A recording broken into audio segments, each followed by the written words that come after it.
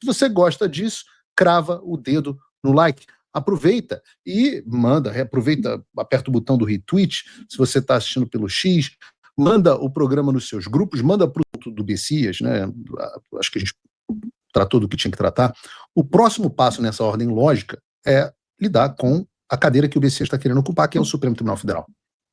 Isso porque o Supremo se tornou o principal tópico da discussão política do Brasil, o principal tópico das eleições de 2026. Eu já disse aqui algumas vezes que eu tive acesso a pesquisas internas que apontaram que o principal tema da eleição, na opinião dos brasileiros, é o impeachment de ministro do STF. Reparem, não foi uma pesquisa apenas, foi mais de uma pesquisa interna, onde a gente pergunta qual o tema número 1 para vocês, brasileiros, hoje no Brasil, qual é a sua maior preocupação. E normalmente se espera que as pessoas respondam segurança pública, ou às vezes saúde, ou às vezes emprego. Mas não. Em algumas pesquisas, o item número 1, com sobra, tem sido impeachment de ministro do STF. Mas você não precisa acreditar nas pesquisas internas que eu estou mencionando.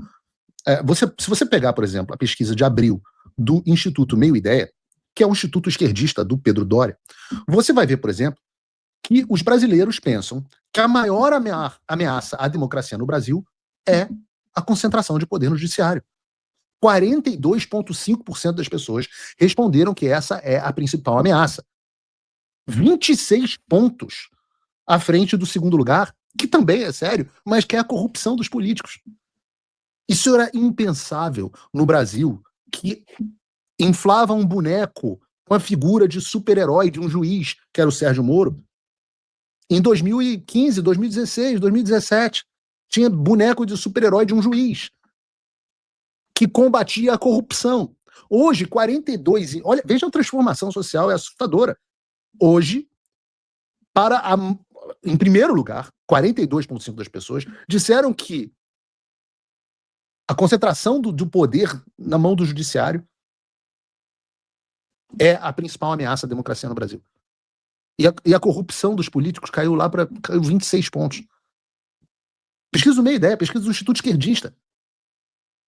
Se você pegar outra pesquisa deles, você vê que 44% das pessoas responderam que o fato de um senador apoiar o impeachment de ministro do STF aumenta a sua chance de votar nele. 44% das pessoas.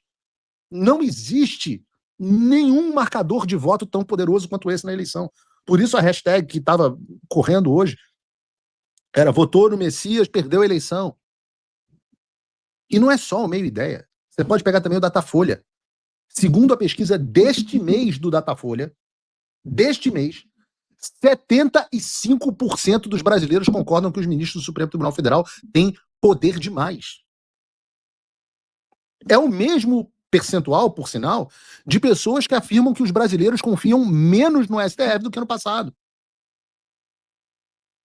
Se não for o suficiente, se você não está satisfeito com pesquisa interna, com o Meio Ideia, com o Instituto Datafoda, se você não está satisfeito, eu trago um Paraná Pesquisas. No levantamento do Paraná Pesquisas, 42,3% dos brasileiros qualificam o trabalho do Supremo Tribunal Federal como ruim ou péssimo. Só 24,4% de acéfalos entendem que o trabalho é ótimo ou bom. Então qualquer instituto que você pegue que cite o Supremo Tribunal Federal deixa claro que o que houve foi um banho de sangue no qual mergulhou a popularidade e a legitimidade desse tribunal. Aí você pensa, dada essa situação, vendo esses números, fica claro a razão pela qual o STF se tornou um assunto mais importante do que educação, do que saúde, do que segurança, do que emprego. As pessoas estão mais preocupadas com os poderes ilimitados do Supremo do que qualquer outra coisa. Não é a minha bolha, não é a sua bolha. E vejam quão bizarro é isso. Um tribunal que era para ser um tribunal meramente constitucional, esse aí que o Bessias posou hoje como artista, para isso ter se tornado o assunto que as pessoas consideram mais importante da vida delas. Mais importante do que o que você vive no seu dia. O que você vive no seu dia, o seu emprego, a educação dos seus filhos e, portanto, o futuro deles, o atendimento no posto de saúde, ou até a tua segurança, a sua integridade física. Quando esses assuntos se tornam menos importantes do que o que faz um tribunal constitucional, é que toda a ideia de Estado brasileiro está equivocada. Hoje, a crise no Brasil se chama Supremo Tribunal Federal. Ora, a justiça seja feita. A crise no Brasil se chama Supremo Tribunal Federal desde 2019. Porque se não fosse o Supremo Tribunal Federal, Bolsonaro teria feito seu governo, na minha opinião, teria sido reeleito, mas caso tivesse feito um governo ruim, as pessoas iam votar no Lula, o Lula ia ter sido eleito. Mas não, aliás, até antes, o Supremo vai, solta o Lula, depois o Supremo vai, impede o Bolsonaro de governar, depois o Supremo conduz uma série de decisões ativistas, depois o Supremo censura uma parcela enorme da população e persegue essa parcela, depois o Supremo interfere no processo eleitoral, obviamente em conjunto com o TSE, nos quais eles são os presidentes a maioria, interferem no processo eleitoral, conduzem uma eleição desastrosa. Acredite você ou não nas maquininhas, a condução da eleição foi desastrosa. A população se revolta, incentivada para o Supremo, que queria a população revoltada. A população se revolta e se descontrola. Alguns se descontrolam. O Supremo vai e coloca essas pessoas na prisão por uma quantidade de tempo inacreditável, sem individualização de conduta, uma vergonha de processo, depois vai lá e prende, numa situação que todo mundo sabe que não aconteceu, numa história fajuta, o maior líder político da história do Brasil. Não satisfeitos, os caras, enquanto isso, estão enchendo o rabo de dinheiro em escândalos de corrupção, escândalos masters de corrupção. O grande juiz salvador da democracia, meu Deus, que maravilhoso, estava recebendo 130 milhões de reais de propina em um contrato, através do escritório de advocacia da esposa. Então não há crise no Brasil. Há crise no Supremo. O Supremo é a crise do Brasil. Derrubam redes sociais. Sofrem sanções internacionais. O Brasil sofre uma puta de uma tarifa por conta desses caras. A tarifa Moraes.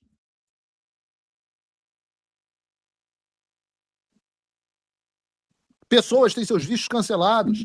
Crise diplomática. Investimentos saindo do país. Setor bancário em dúvida do que ia acontecer. Por quê? Porque o Supremo Tribunal Federal tem feito uma condução caótica e corrupta do Brasil. Sem uma porra de um puto de um voto. E aí os números são esses. Os números são esses que vocês estão vendo aí. E os caras são incapazes de olhar esses números e fazer uma autocrítica. O Bessias agora está dizendo, não, é imperativo fazer reformas no Supremo, tem que fazer. É mesmo. Conversa com o Gilmar Mendes, que eu quero saber quais são essas reformas. O Gilmar Mendes que diz que o Supremo é Supremo. Claro que eles não vão fazer autocrítica. O esquema tá bom para eles. Se você parar para pensar, 130 milhões de reais de propina em um único cliente. Agora você imagina os outros contratos do escritório da Viviane, que na verdade é o escritório do Alexandre. Literalmente, do Alexandre, é o escritório do Alexandre mesmo, porque o Instituto Lex, que é do Alexandre e da família dele, é dono do escritório. Quantos contratos desse existem? A gente só saberia se houvesse uma investigação, uma busca e apreensão no escritório da Viviane, do Alexandre, que é o que deveria acontecer, dentro do gabinete do Alexandre, para ver se tem contratos com entes públicos, outros contratos com pessoas que o Alexandre se reuniu. Aí a gente saberia um pouco mais da extensão desse esquema. Mas hoje a gente só sabe do contrato master, a gente só sabe do Instituto Lex, que eu já falei aqui, que é um instituto fajuto que o Alexandre usa para concentrar o dinheiro, a holding patrimonial da família dele. Mas tem muita coisa ainda para ser descoberto. É resort, é escritório com familiar no STF, é jatinho da FAB, é empresário, é propina. Então é claro que não vai haver espontaneamente uma autocrítica, né? Quem vai perder esse estilo de vida maravilhoso de poder e dinheiro ilimitados? Poder também, porque a segunda razão pela qual não há autocrítica é que o poder corrompe. Claro. Agora, o poder absoluto corrompe absolutamente. É a frase, o adágio, ditado popular, que é verdadeiro. E também há um terceiro motivo conectado a esse do dinheiro e do poder, que é o fato de que essas pessoas chegaram e construíram todo esse esquema sob os aplausos de boa parte da sociedade. Eu cito isso porque é muito importante sempre. Todos esses caras que estão reclamando agora, esses Merval Pereira, esses Estadão, essa galera da Globo News, esses Alessandro Vieira, as Madeleine Asco da vida, todos esses, quase que sem exceção, bateram palma ou se omitiram diante da escalada autoritária que levou o Supremo Tribunal Federal a se tornar tão poderoso. É a história do Jabuti no poste. Hoje o Jabuti está em cima do poste, mas aparece muita gente que quer que você esqueça quem colocou ele no lugar. Vou ter que falar aqui do próprio Romeu Zema. O que fez o Romeu Zema contra a ditadura no Brasil? Então, quando eu digo que não há autocrítica, eu corro o risco aqui de me tornar repetitivo. Mas eu quero dizer que não há mesmo. Por exemplo, eu recorro sempre aos números, eu tenho essa mania. Quem são os ministros com a maior avaliação negativa no Supremo? Você tem o Toffoli com 81%, o Gilmar Mendes com 67% e o Alexandre de Moraes com 59%. Eu acho que se fizer essa pesquisa de novo, é capaz do Alexandre passar. O Gilmar, que nem comandou nenhum, é odiado por 2 em cada 3 brasileiros. Justamente os mais reprovados são os mais ativistas, né? E ontem a gente falou aqui, o Gilmar Mendes, cara, 2/3 da população te odeiam, Gilmar. Mesmo diante de tudo disso, qual é a posição? Não, inquérito das fake news, a gente falou disso ontem. Não, os factos das fake news vai acabar quando tiver que acabar. E mais, o Supremo vai decidir sobre impeachment de ministro do Supremo. Pode derrubar a decisão de impeachment. O Toffoli é o ministro que disse que o relator da CPI do crime organizado podia ficar inelegível por pedir um indiciamento de ministro do STF. E o Alexandre é o mais previsível, porque não importa o que aconteça, ele sempre dobra a aposta. Agora tá, assim como fez com o Toffoli, ameaçando os políticos que queriam tratar desse assunto, que é o assunto mais importante para quem? Para os eleitores. Se vocês não viram, não deixem de ver esse vídeo aqui do Alexandre de Moraes, que estava se referindo principalmente ao Zema, mas não somente ao Zema. Bota aí para mim, por favor, Gabriel.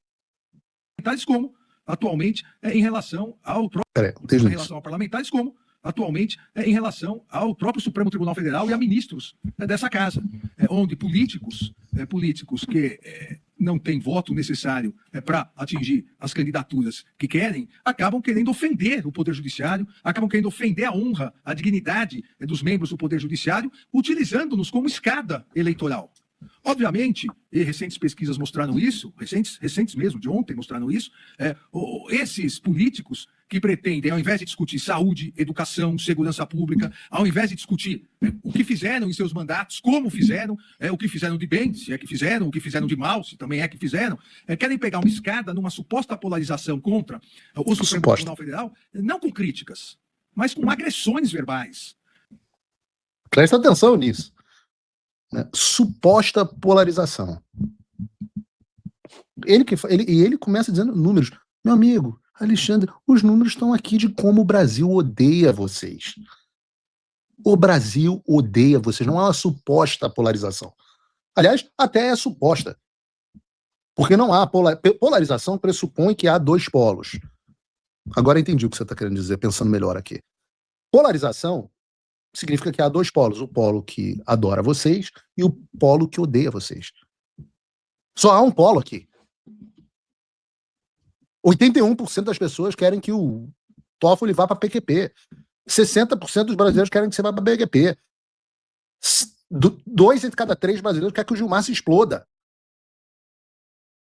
Não há polarização. Realmente, por isso que é suposta a polarização. Agora entendi. Não há autocrítica. Não há autocrítica. Não haverá correção. Autocrítica em sistemas republicanos só funcionam na base do accountability, que é a responsabilização. Não há como o Brasil subsistir enquanto o Alexandre estiver onde está. Não há. Não há como ter república, não há como ter país. E não vai ser colocando mais um Messias lá dentro que a gente vai conseguir resolver essa situação, não. Se o Senado seguir nessa direção, ele agrava a crise institucional do país, porque o foco da crise institucional é o Supremo, e eles estão indicando para o Supremo alguém que acredita em todas as políticas, participe de todo esse ativismo judicial e absolutamente fiel ao regime.